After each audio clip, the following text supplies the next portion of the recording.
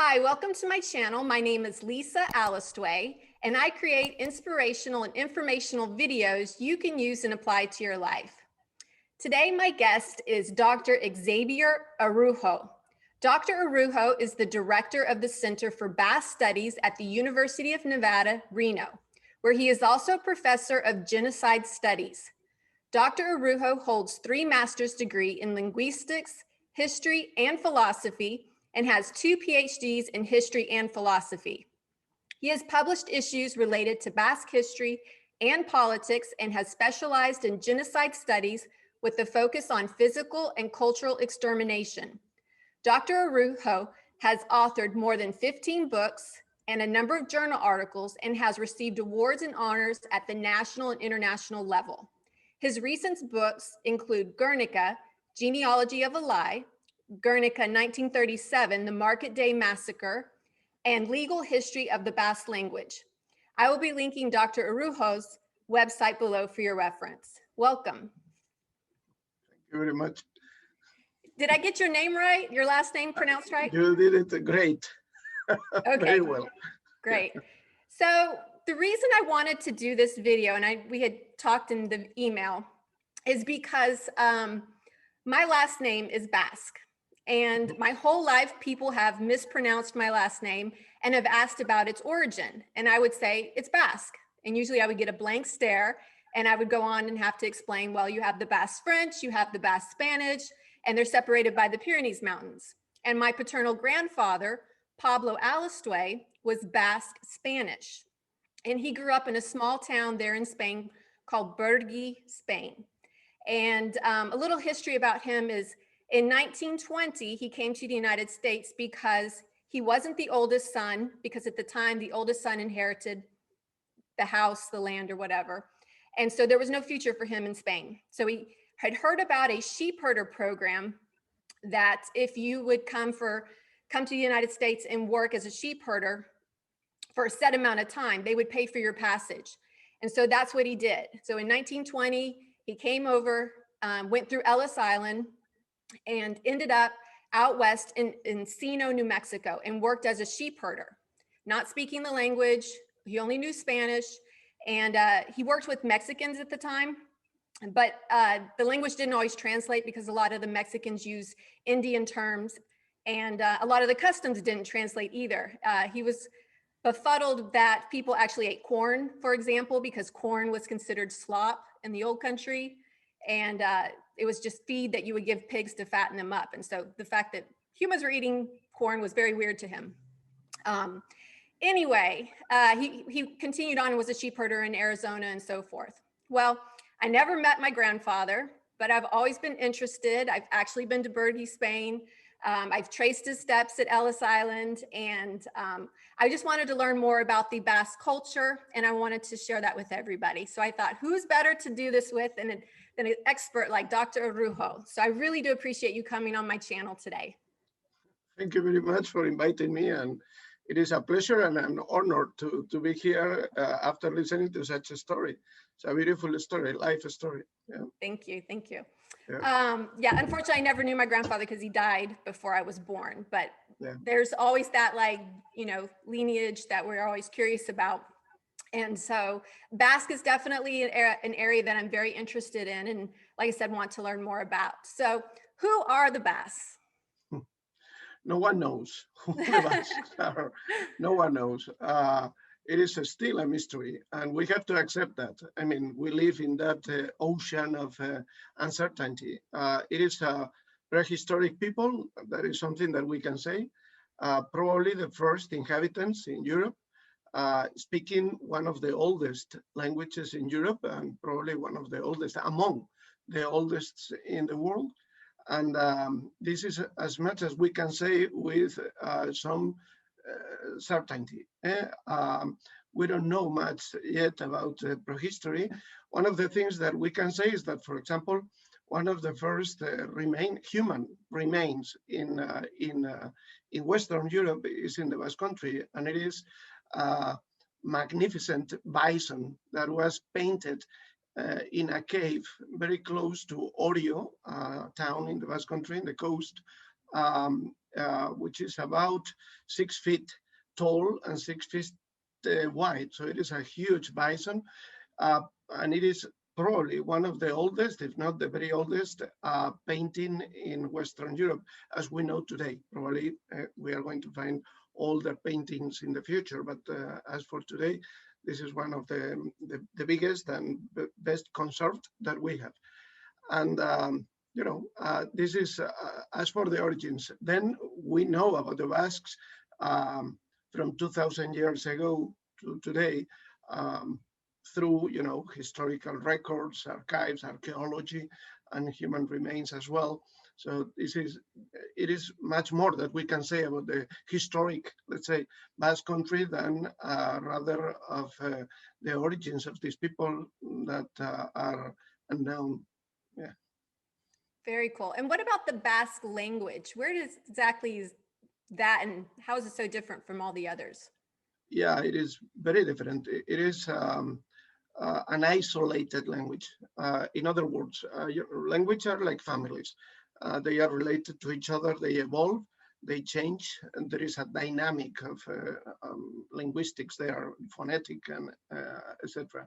And the Basque language is not related to any other language. So, for example, based on phonetic evolution, if we take languages, Indo-European languages, most of European languages are Indo-European, and the only pre-Indo-European language in Europe is the Basque language.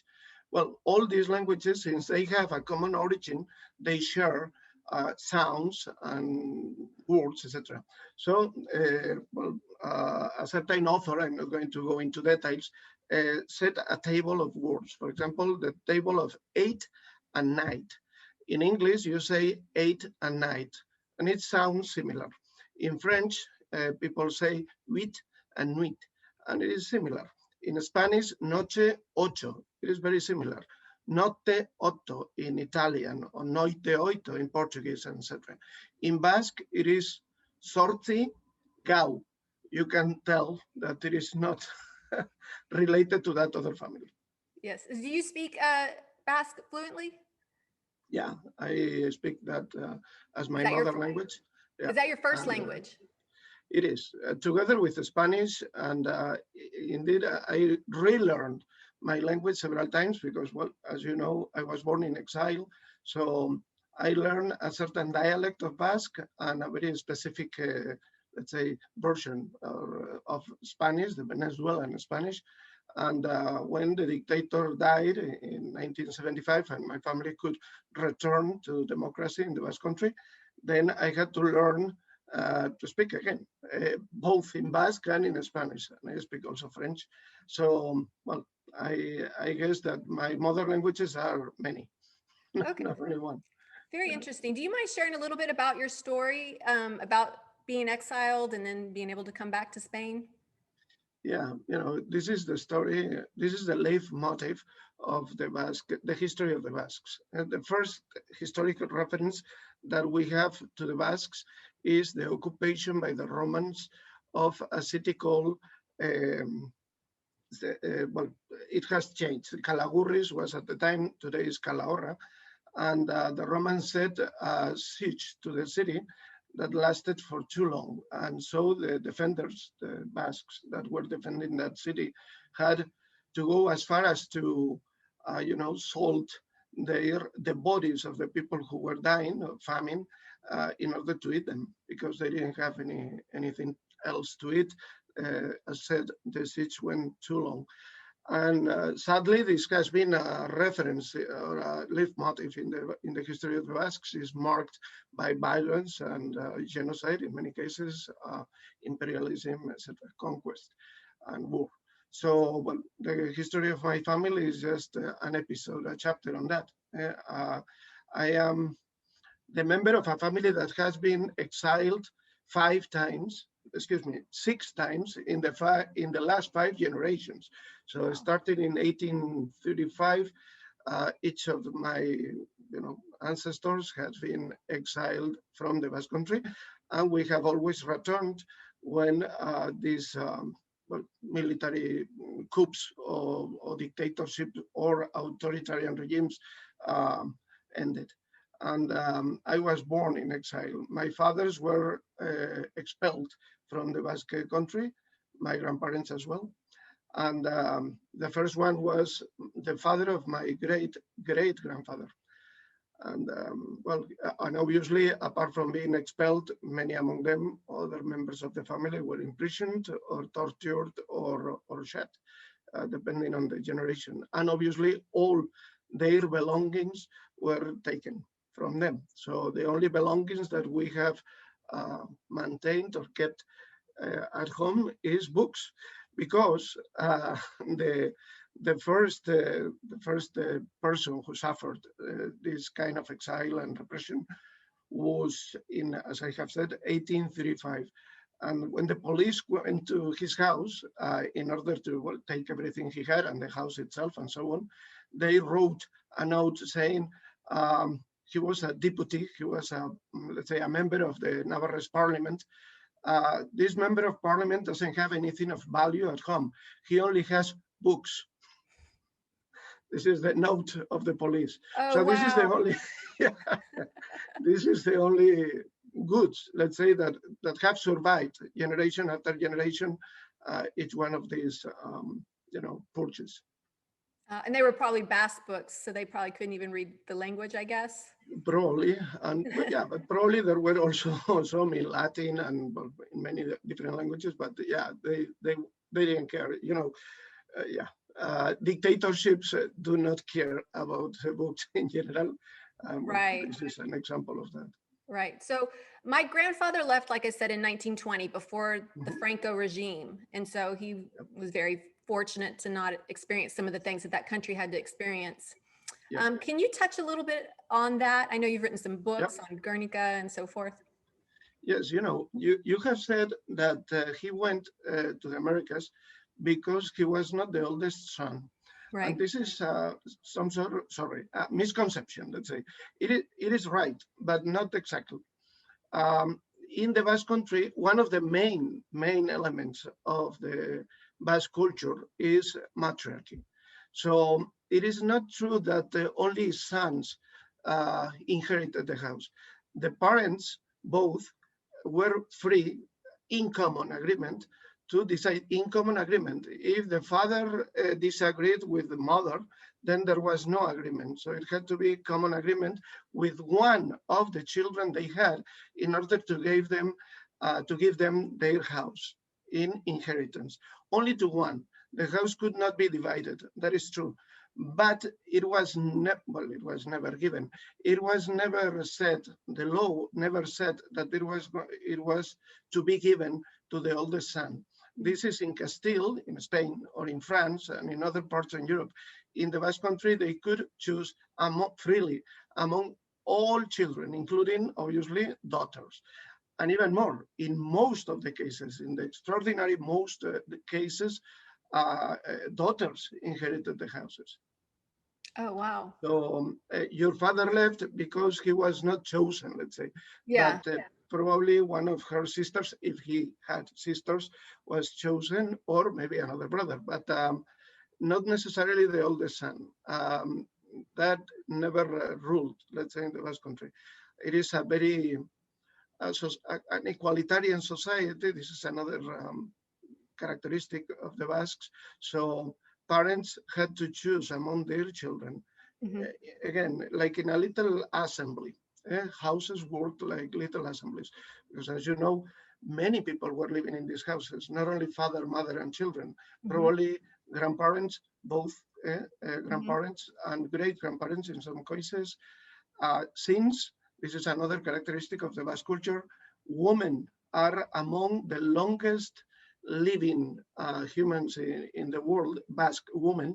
Women in general live more than men everywhere in the world, but the Basque women live much more, together with the Japanese women and Christian women and some other small,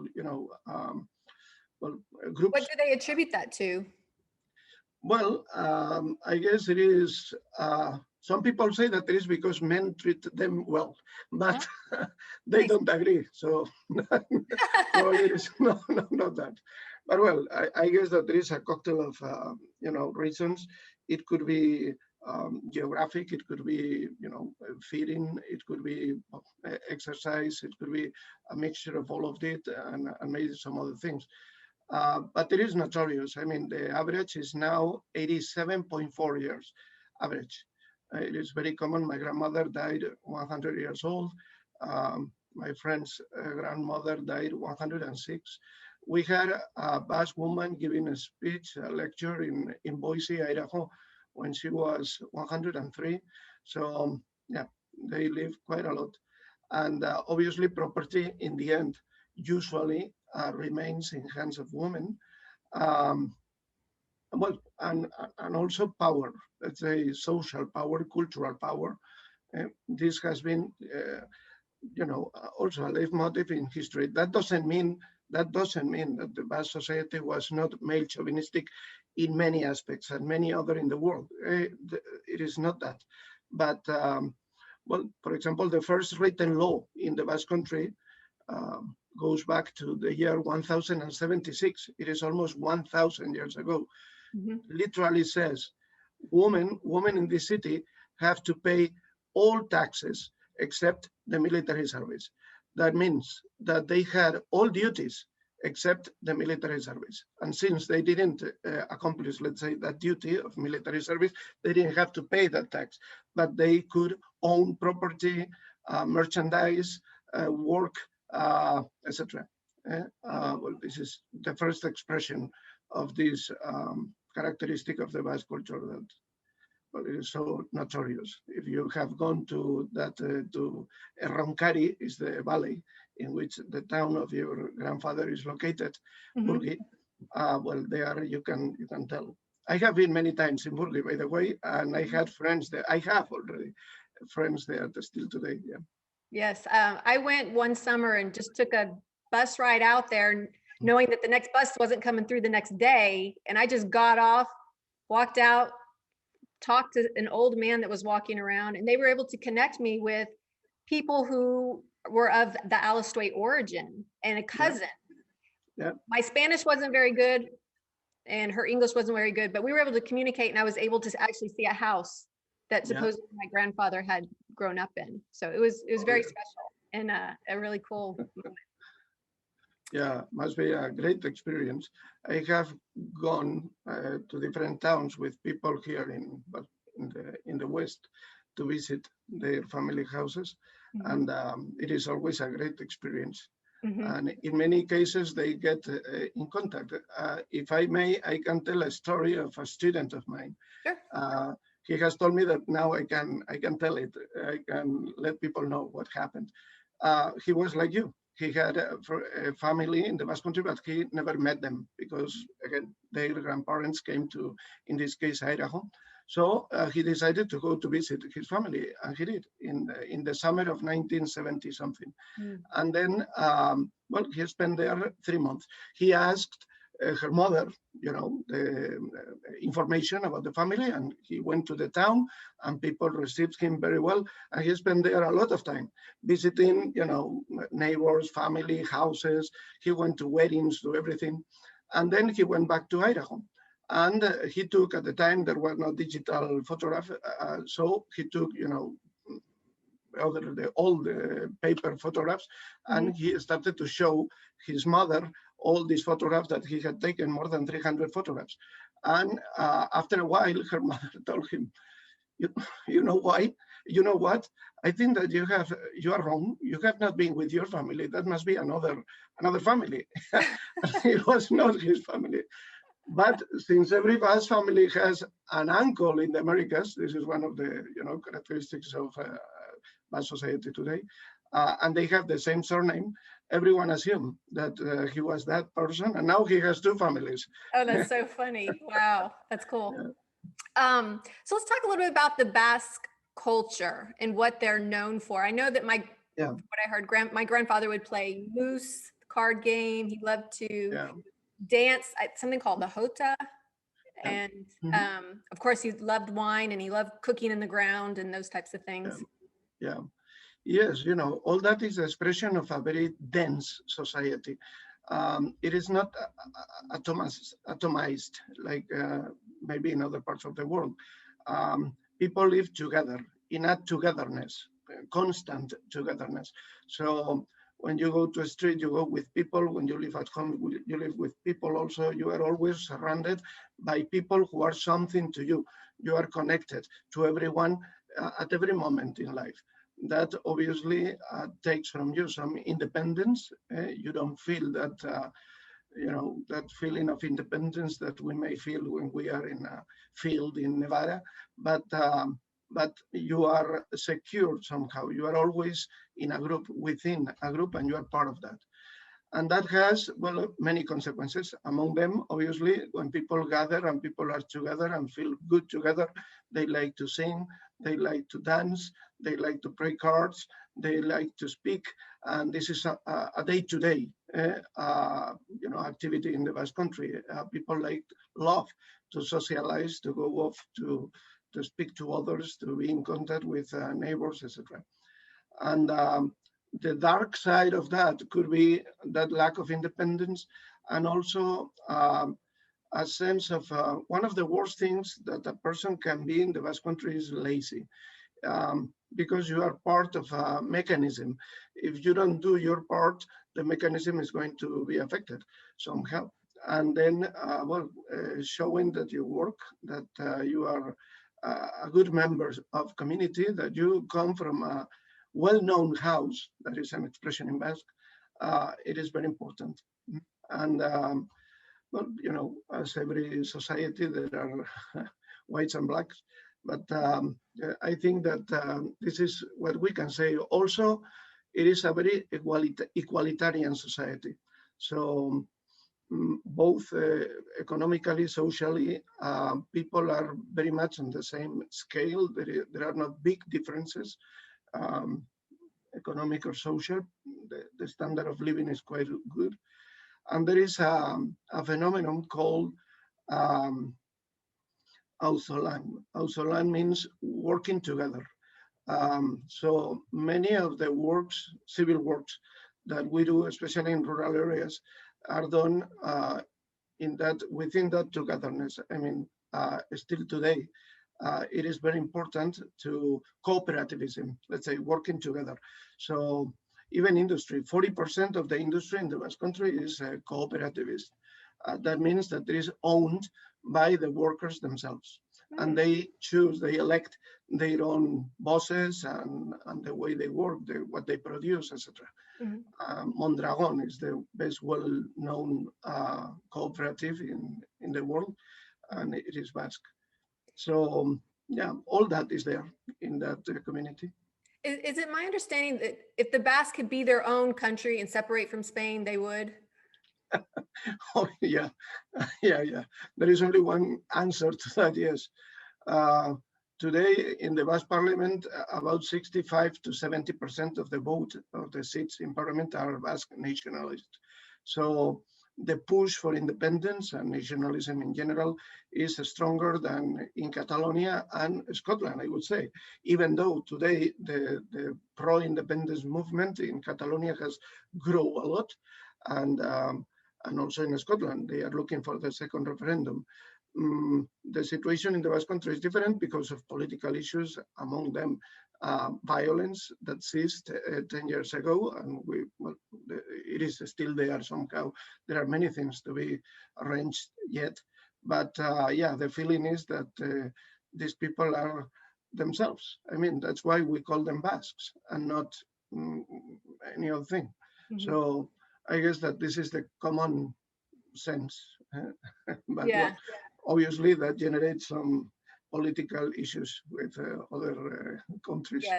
Yes. So let's talk a little bit about the history of Basque there in Spain and what created some of this mass immigration out and so forth. Yes, well, emigration in this case from the Basque country is generated always by war or oppression or dictatorship, or in some cases the lack of the lack of resources that has followed a war, for example, or something like that. So in the case of the Basque country in the 19th century, there were about 4 big wars, starting with the French Revolution. by the end of the 18th century, and then the War of the Convention, and then the Napoleonic Wars, and the Carlist Wars, and riots and revolutions in between, well, there was a very unstable and violent century, and that generated a massive emigration from the Basque Country to the Americas. During the 19th century, especially to Argentina and Uruguay, to the south of the Americas. Okay, and then after the gold rush, to the United States. Or before that, much before that, we have Basques in what today is Arizona and northern Mexico. Okay, starting in the 16th century already, but the massive migration that we know today started with the gold rush in California, and then it spread to the whole West. And again, in the 20th century, well, it is war and depression. The depression caused by dictatorship, as you have said. Your grandfather probably didn't have many resources. There was no possibility of making a living in under the Franco dictatorship. Also occupation in the northern part of the Basque Country. When the Nazis took over Western Europe, the Basque Country was occupied and also suffered, repression in the hands of the Nazis and the Vichy government, the French collaborationist government. So this is when my family, well, some of them were taken to prison, some others were exiled, whatever, and we left. So when we talk about like World War I, is my understanding that some say it actually started maybe with the Basque people in Gernika and that type of thing. What would you say to that? Well, yeah, It was like practice. Yeah, the war in Spain started in 1936, and then Franco organized very fast what we call today a genocidal regime, a genocidal who intended to make everyone, let's say, everyone the same, everyone Spanish, everyone Catholic, not Catholic in the general terms, but Catholic in the way the regime understood Catholicism. So even Catholics that didn't understand Catholicism in that way were repressed. Well, that sort of regime is a genocidal regime, and many people were killed because of that. Many more were exiled and imprisoned. In the case of the Basque Country, we are speaking of at least 150,000 people that we have recorded left to exile. And at the time, the Basque Country was no more than probably 3 million inhabitants. So it's a big, 2 million inhabitants. It is a big proportion of society. Probably, directly affected, we can say that up to the 10% of the population was affected by war in a very physical way, imprisonment or exile or death or torture or something, or other rape, etc. Mm-hmm. So, well, that generated that kind of a brutal activity. And Gernika is a symbol of all that. Gernika was a war crime, obviously, but apart from that, it was a war experiment. What the Germans, in this case, the Nazi Luftwaffe, wanted to test in Gernika was how effectively, cheaply and fast and quickly a city could be erased from the map. So they just choose a town in the Basque Country and performed that experiment. And it happened to be a successful experiment in the sense of, from the point of view of the Nazi military command. But many people died, more than 2,000 people died as a consequence of the injuries that happened in that bombing. And many other cities were bombed as well. We are going to present a book now, and there were more than 2,000 bombings in the Basque Country, only in the Basque Country, in 1 year of war, from 1936, July 1936, to August 1937. Now we have the atlas of the bombings with each one of them, cataloged with the information about the bombings, etc. It was a terrible war. It was a prologue to World War II. And I said, then occupation came, and for instance, almost all, close to 100% of the Basque Jewish population was eliminated during that process. In 1940, once the northern Basque country was occupied, so until 1944, when it was liberated. So from 1936 to 1945, we have a very bloody, violent period of history in our country. Yeah. Yes. There's a famous painting, you know, by Picasso, Yeah. the Guernica, and I had an opportunity to see it in person there at the museum in Madrid. Is it the museum, Sophia Museum or something? Yeah. And see it up close and live. I mean, it is something to see. Yeah, it is beautiful. There is an anecdote that Picasso himself tells in his memoirs. When the Nazis occupied Paris, he was in Paris, and an officer of the secret police or the police department, the German police department, visited him in his studio with a copy of the canvas. You know that the original canvas is huge, and he just carried a small copy in his hand, and he asked Picasso, "Have you done this?" And he answered, "No, you did it." Right. I have heard that story. Yep, that is that. Yep. So what was it like for Basque during the Franco regime? Well, it was for the Basques that were positioned against the regime, that meant death or exile or prison, and fines and expropriation of all belongings, including lands and houses, etc. For the Basques that remain in the country, it meant depression and repression, social repression. For example, we have spoken about how important it is in the Basque culture, the figure of the mother, for example, or the grandmother or the great-grandmother. Rights of women were absolutely taken from them. A woman, according to the law, could not work or inherit or even deal with property, etc. And that was something that the Basque women were not used to. But well, apart from that, obviously, it was repression, you know, religious repression, but also military repression. And it lasted 40 years. This is too much. So, well, people living under these circumstances, we're speaking of about more or less 2 generations. They were born and they were raised within that atmosphere.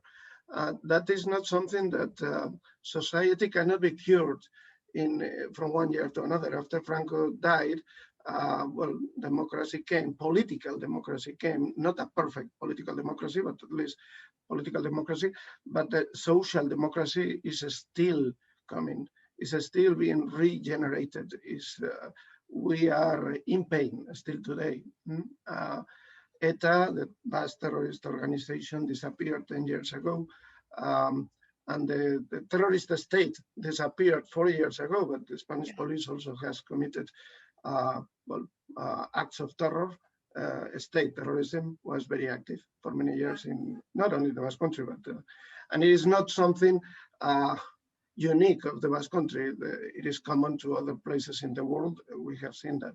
So it is difficult for a society to cure itself in peace, and this is what we are doing. And today, I think that, go. Oh, I'm sorry. I was going to mention something. When I was in Spain in 2001, this is before 9/11, it was over the summer. And I remember seeing a car bombing in front of a building. And I was not actually when it happened, but like after it happened. And somebody's like, "Oh yeah, that's ETA." And I was like, "What is that?" And so, you know, it was definitely still prevalent at that time, but I'm glad that it's kind of died away. Yeah, absolutely. Today, there is no violence, let's say political violence going on. And we have to say also another characteristic of this country is that even when ETA was acting and the police, the state terrorism was at its highest, the Basque country and Ireland were probably the places in Europe, the Euro regions, the places in Europe with the lowest crime rate. And it is still that way. The crime rate in the Basque country is very, very, very low. There are almost no killings or, you know, violent crimes. anyhow, now, well, we are learning to live without political fight, let's say without political violence. Political fight we have, obviously, with two states, but in a peaceful, democratic way, and trying to find ways of mutual understanding in the way that the Scottish and the English are doing. I think that that is a model for all of us. So, well, let's see if in the future we have that possibility of having a referendum and so letting people decide what they are. We're speaking about collective identity. What we need to ask people, such as in the case of Scotland, is what they feel they are. Basque or Spanish or both, maybe. Right. Yeah. Interesting. Or French. Yeah. Very, very interesting. So there's obviously Basques around the world, and I was doing a little research on like who's Basque. Like didn't even know, like, for example, Eva Perón was Basque, and a famous actor Benito del Torres is Basque. And once you start to kind of delve into it, you realize, hey, it's a lot bigger than people realize, you know? Yeah, there are many, what we can call universal Basques, people who everyone know, and they are Basque. I guess that the most famous Basque in the world probably is San Ignatius Loyola, the saint, or San Francis Xavier, also another saint. But there are many others. For example, the first person who went on a boat all over the world, Elcano, he was a Basque sailor. Bolivar was of Basque ancestry, Simon Bolivar, the liberator of the Americas, the South America in this case. And well, Lope Aguirre, there are, billions as well. I was told, but I don't know the name, that when we see Westerns in, Hollywood Westerns, especially the old ones, the bad guy is always dressed in black, with white, silver revolvers and so on. And that must have been based on a certain Basque person living in the area of Bakersfield, that place. So there are many. But in the United States, we have the Laxalt family here in Nevada, or Pizzena in Idaho, or Garamendi, the governor in California. There are many Basques that have been. And I noticed that a lot of the Basques in the United States are concentrated in those states, California, Nevada, Idaho. That's where you're going to find a lot more, like Houston, Texas, maybe not so much. No, not so much. Not now, but historically the Oñate brothers, and they were based there or close to that place of the world. But not today. Today, probably most of them are in California, Idaho, Nevada, Colorado, New Mexico, all that. And this is called the chain phenomenon, push and pull phenomenon, and also chain migration phenomenon. People Basques came to the places in which Basques already were settled and so on. So that explains that. It happens with all human groups That's when my grandfather came. He was under that sheep herder program. He was able to bring some cousins to come as well under the sheep herder program, and they worked with him in Arizona. And when their contract was done, they went to California, and so they left my grandfather. But yeah, that was very typical to be concentrated out west, than any other part of the United States. Yeah, it is true. And for example, there is something related to Basque women also. There are not, currency in the Americas, all over the Americas, the bills, they usually have the image of a person. In the United States, all of them are men, or almost, Jefferson, Franklin, Washington, so on, in the bills. All over the Americas, there are 7 bills with women in their, in the bill, in the currency itself. And, 9, and 7 of them are Basque. Oh, wow. Out of these 9 women, 7 are Basque. So one of them is Evita Perón. Her parents didn't speak Spanish. And there are many others. Yeah. Wow. Yeah. So a lot of Basques in South America as well. Juana Inés de la Cruz. So Juana Inés de la Cruz in Mexico is it is considered to be one of the first feminists in history. He wrote a very well-known poem to men, basically, in defense of women, and she was Basque. Oh, very cool. I'll have to look that up. Do you know what the poem's called? Yeah, Hombres Necios. Well, it is a redondilla. I think that the official title is Redondilla, which is the type of poem and it is. But the first sentence, let's say the first verse is Hombres Necios que acusáis. It would be like full men who accuse women of being what you have made them. Oh, interesting. Something like that. Yeah. My translation is not the best, but yeah, a beautiful poem, and it is translated into English, and you can find it, in Google. Yeah. Okay, I'll definitely look that up. So let's talk a little bit about your Basque Studies Center there in Nevada. Mm-hmm. Yeah, well, it is now 54 years of age. It was created in 1967 by William Douglas. And soon after he created the center, he brought to Reno John Bilbao. He was a Basque exile. And well, he started the Basque Library and the program started to grow. And it became what it is today after many years, obviously. Especially after the year 2000, the center started to grow in a way that now has a press, the CBS press, that publishes about 10 to 12 books a year, and other institutions associated to the center. It is a research institution, so it is devoted to research on the Basques and spread, let's say, the word, the Basque culture and the word of the Basques to all these people speaking in English, to the people speaking or researching in English. And it is probably today the biggest research institution out of the Basque country on this field. But worldwide?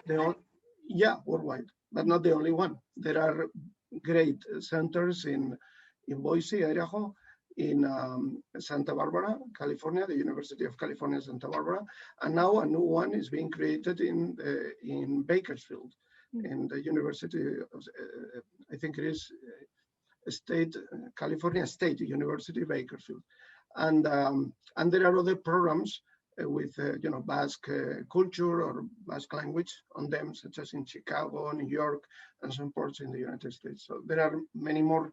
This is probably the oldest and so the biggest.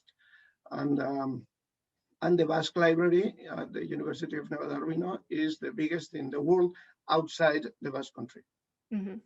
I've had the opportunity to visit there, oh gosh, probably almost 19 years ago or so. And you weren't there, I don't think. It was somebody else I was speaking to. Yeah.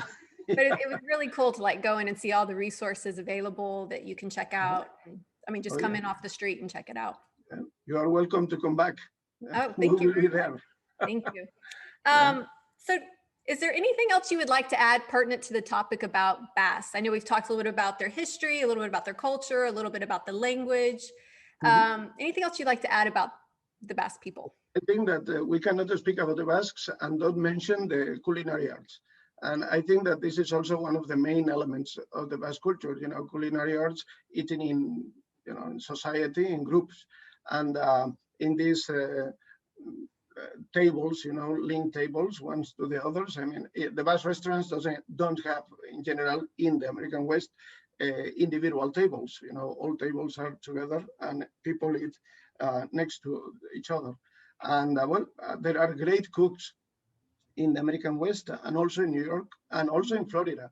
And great like dishes such as, for example, the chorizo burger is one of the inventions of the Basque American culinary arts, and also for example, the potato omelette, which is very well known worldwide. It is called the Spanish omelette, but it is not. It is a Basque omelette indeed in origin. The first recipe is Basque, at least, that we know historically. And the pico punch, which is also the national beverage, let's say, of the Basques in the American West. and it was taken from the Basque Country, and now it is not anymore taken in the Basque Country. No one knows it in the Basque Country, but it has remained such a national beverage in the, among the Basques in the West. So yeah, there are very famous restaurants, and anyone coming to any of these cities in the American West, Elko, Boise, Reno, San Francisco, should go, Bakersfield, should go to these restaurants and enjoy. Definitely. I can honestly say here in Houston, Texas, we have a wide variety of foods, but I don't ever remember seeing anything with Basque. I'm gonna have to dig deep and see if there's anything here, but definitely we'll check it out if I'm ever in one of those cities. That's a good tip. Yeah, it is. Before we log off, and I was wondering if you could just teach me a sentence in Basque. Yeah. Well, we can say ongi etorri txapelgorri. Ongotori chapagori.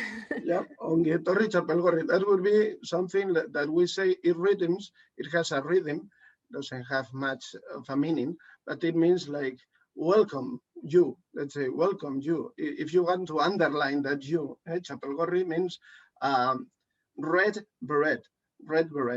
But it is a sentence that we say, and it is, you know, Basque whalers going to Iceland in the 17th century started to learn Icelandic, and Icelanders started to learn Basque in order to communicate and to, you know, make some business. And they wrote 4 little dictionaries, glossaries of words from Basque to Icelandic and from Icelandic to Basque. And one of the sentences in that glossaries or dictionaries is this one. Ongi etorri txapelgorri is a good way of saying welcome. Welcome. How do you say thank you? Mila esker.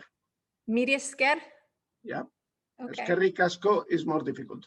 There are different ways. Yeah, I'm gonna have to rewind for that one. So good. Well, thank you in English. I really do appreciate you coming on my channel today. And if you guys like this video, please give it a thumbs up and leave a comment below. Leave a comment in Basque if you can. And don't forget to subscribe and hit the bell to be alerted when the next video drops. Thank you for watching. Thanks.